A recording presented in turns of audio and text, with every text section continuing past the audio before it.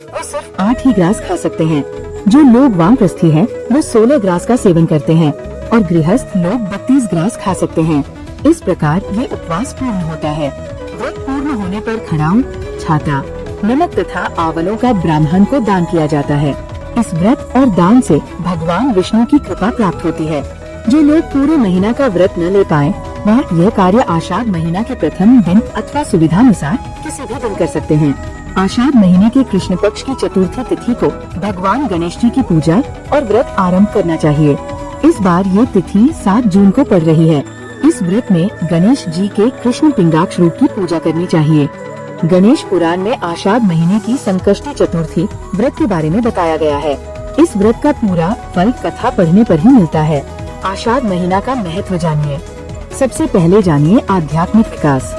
यह महीने आध्यात्मिक विकास, शुद्धि और दिव्य आशीर्वाद का समय माना जाता है। आषाढ़ का सांस्कृतिक महत्व जानिए। आषाढ़ महीना का दक्षिण भारत में गहरा सांस्कृतिक महत्व है, खासकर आंध्र प्रदेश, तेलंगाना, तमिलनाडु और कर्नाटक राज्यों में।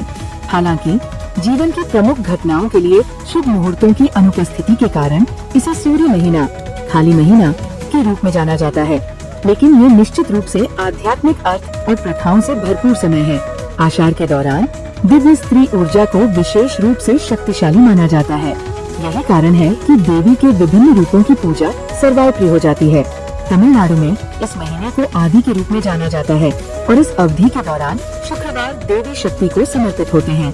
ऐतिहासिक रूप से आषाढ़ महीना कृषि चक्र से जुड़ा हुआ था। मानसून की बारिश शुरू होने के साथ किसान प्रमुख गतिविधियों को रोक देते थे और भरपूर फसल के लिए प्रार्थना करने के लिए तैयारी और आध्यात्मिक प्रथाओं पर ध्यान केंद्रित करते थे। इस कृषि संबंध ने इस अवधि के दौरान नए कपड़े पहनने की परंपरा को प्रभावित किया, जो नवीनीकरण और समृद्धि का प्रतीक है।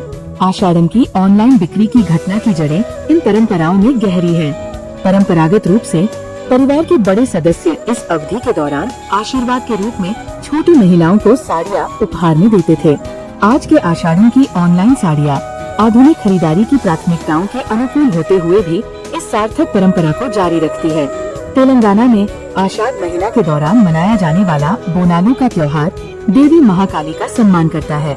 महिलाएं इन उत्सवों में भाग लेने के लिए अपनी बेहतरीन पारंपरिक साड़ियाँ, विशेष रूप से लाल और मैरून रंग की साड़ियाँ पहनती है। आषाढ़ साड़ियों की बिक्री का मौसम विशेष रूप से इन सांस्कृतिक आवश्यकताओं को पूरा करता है। अब जानिए चातुर्मास के बारे में। इस दौरान मांगलिक कार्यों पर रोक रहती है, लेकिन भजन कीर्तन, तपस्या और धार्मिक अनुष्ठानों के लिए शुभ माना जाता है।